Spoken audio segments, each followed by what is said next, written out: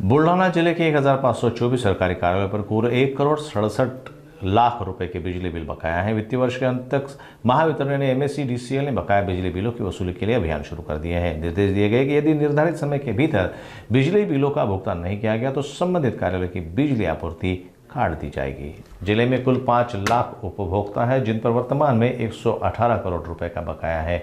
इनमें से सरकारी कार्यालयों पर 1,67 करोड़ रुपए का बकाया है। महावितरण के अनुसार ग्रामीण जल आपूर्ति और स्वास्थ्य विभाग के पास सबसे अधिक बकाया है।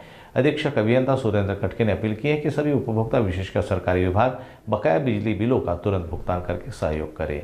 जिल्ह्यात बुलढाणा जिल्ह्यामध्ये एकूण 5 लाख RCI जे ग्राहक आहेत, म्हणजे घरगुती औद्योगिक आणि वाणिज्य ग्राहकांची संख्या 5 लाख आहे आणि या 5 लाख ग्राहकांकडे साधारणतः 118 कोटी रुपये आपले चालू थकबाकी जी आहे ती आहे।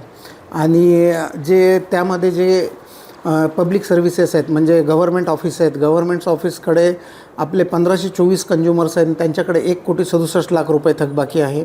जे पाणी पुरवठा आहे, पाणी पुरवठ्याच्या कनेक्शनमध्ये 1487 रुरल कनेक्शन आहेत पाणी पुरवठ्याचे ग्रामीण भागात आणि त्यांच्याकडे 83 कोटी एवढी थकबाकी आहे।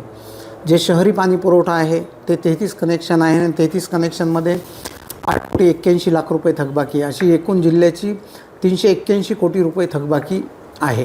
आता वसुलीसाठी आपण ग्राहकांना 15 दिवसाची नोटीस देऊन 15 दिवसाचा म्हणजे त्यांचं बिल ड्यू झाल्यानंतर 15 दिवसाचा आपण पिरियड देतोच नियमाप्रमाणे, पण त्यानंतरही जर ग्राहकाचा रिस्पॉन्स नाही आला तर शेवटी मग आम्हाला प्रत्यक्ष ग्राहकांना भेट देऊन जर त्यांनी बिल द्यायला नकारच दिला तर मग शेवटी वीज पुरवठा खंडित करल्याशिवाय दुसरा पर्याय राहत नाही। आता ग्राहकांना हेच आव्हान आहे की महावितरणनं वीज पुरवठा खंडित करायच्या मोहिमा चालू केलेल्या आहेत पूर्ण रिकव्हरी होण्यासाठी।